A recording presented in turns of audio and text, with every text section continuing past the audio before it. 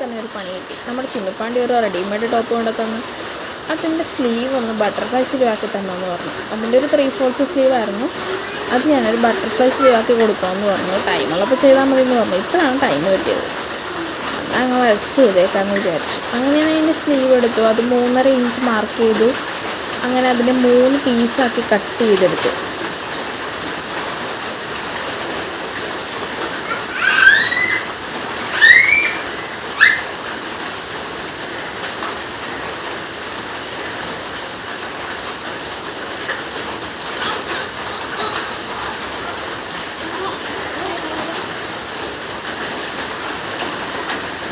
അതിനുശേഷം അത് കൂട്ടി യോജിപ്പിച്ചു. ആ 3 പീസും കൂട്ടി യോജിപ്പിച്ചെടുത്തു. അതിനുശേഷം അതിൻ്റെ ഒരു സൈഡ് ഞാൻ മടക്കി ജസ്റ്റ് ചെറിയൊരു മടക്കായിട്ടൊന്ന് അടിച്ചു. ഇടയ്ക്കിടയ്ക്ക് എൻ്റെ ഡിം ലൈറ്റ് മിന്നുന്നുണ്ട്. എന്താ സംഭവം എന്ന് എനിക്ക് മനസ്സിലായില്ല. ഇടയ്ക്കിടയ്ക്ക് കെട്ടും പോകുന്നുണ്ട്.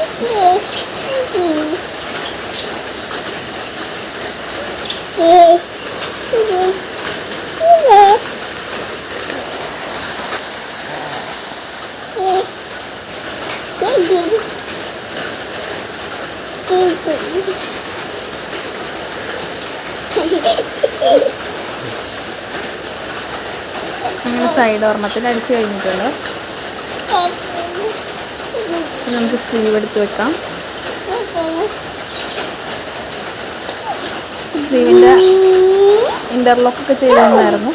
അപ്പോൾ ഇൻ്റർലോക്കിൻ്റെ കുറച്ച് ഭാഗമേ നമ്മൾ അഴിക്കുന്നുള്ളൂ. മൊത്തം ഭാഗം നമ്മൾ അഴിക്കുന്നില്ല. കുറച്ച് ഭാഗം മാത്രം ഞാൻ താഴത്തേക്ക് അഴിക്കുവാണ്.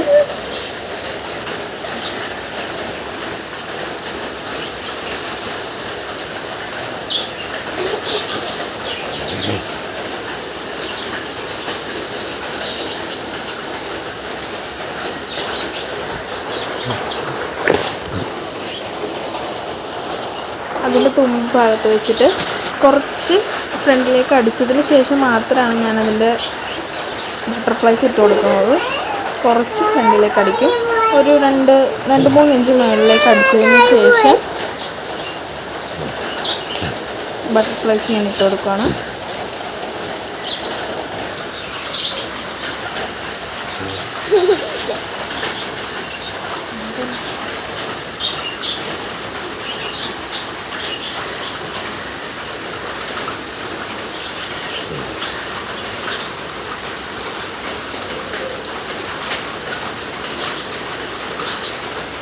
മൂന്ന് പീസായതുകൊണ്ടാണ് അവിടെ ഒരു കട്ടിങ് ഒക്കെ കാണുന്നത്.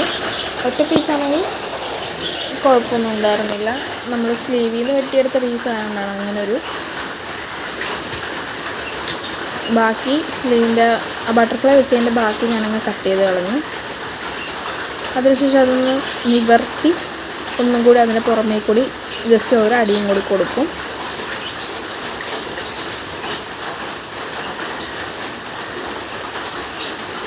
അല്ലെങ്കിൽ അതിങ്ങനെ അകത്ത സ്റ്റിച്ചിങ് ഭാഗം നമ്മുടെ തോൾ ഭാഗത്ത്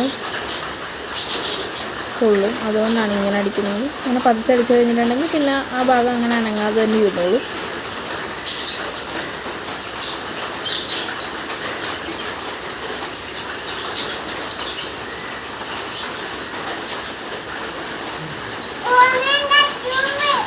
അതിനുശേഷം ഞാനതൊന്ന് യോജിപ്പിക്കുകയാണ്.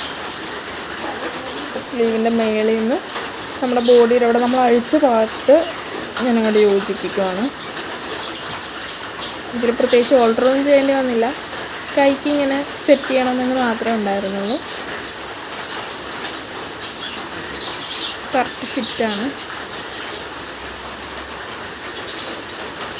പിന്നെ അതിനൊരു വള്ളിയുള്ളത് നമുക്ക് ബാക്കിലേക്ക് കെട്ടിയാൽ മതി. അതുകൊണ്ട് പിന്നെ പ്രത്യേകിച്ച് നമുക്ക് ഓൾട്ടർ ചെയ്യാനൊന്നും ഉണ്ടായിരുന്നില്ല. ഇനി അതുപോലെ തന്നെ നമുക്ക് അപ്പുറത്തെ കൈ സ്റ്റിച്ച് ചെയ്യണം. അപ്പോൾ ഞാൻ അടുത്ത് അടിച്ചു വെച്ചിട്ടുണ്ടായിരുന്നു. അടിച്ച് വെച്ച് സൈഡ് അടിച്ച ശേഷം അടുത്ത ഭാഗം എടുത്ത് നമുക്ക്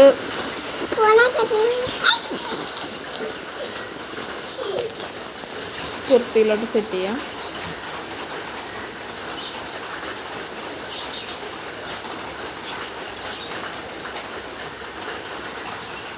നമുക്കത് സ്റ്റിച്ച് ചെയ്യാം.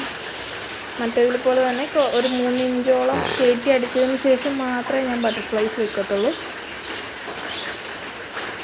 ചിലർക്ക് ബട്ടർഫ്ലൈസ് അവിടെ നിന്ന് അറ്റത്ത് തന്നെ ബട്ടർഫ്ലൈസ് വെക്കുമ്പോൾ കശക്കുഴിയുടെ ഭാഗമായിട്ട് ഇറിറ്റേഷൻസ് ഉണ്ടാവും. അതുകൊണ്ടാണ് അങ്ങനെ വെക്കുന്നത്. ഇടയ്ക്കൊന്ന് നൂല് അപ്പുറത്തേക്ക് പിടിച്ചു, അതുകൊണ്ടാണ് കട്ട് ചെയ്ത് കിട്ടത്.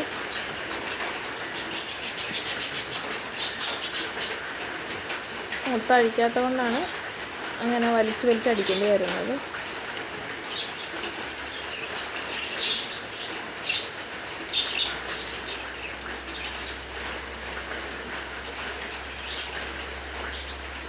മറ്റേതുപോലെ തന്നെ ഒരു പതിച്ചടിയും നമ്മളിതിന് വേണ്ടി കൊടുക്കും.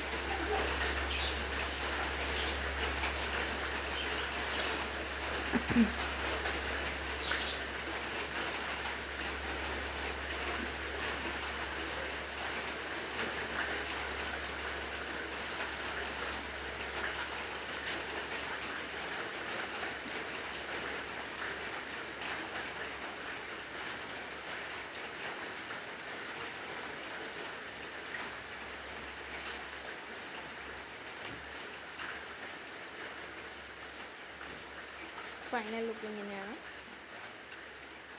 ഞാൻ ഇത്രയൊന്നും ഇടാറില്ലാത്തതുകൊണ്ട്, എന്നാലും ഭംഗിയാണ്. ഇടാറില്ലാത്തതുകൊണ്ട് അതൊരു മേളിൽ കൂടി ഇട്ട് കാണിക്കുന്നു.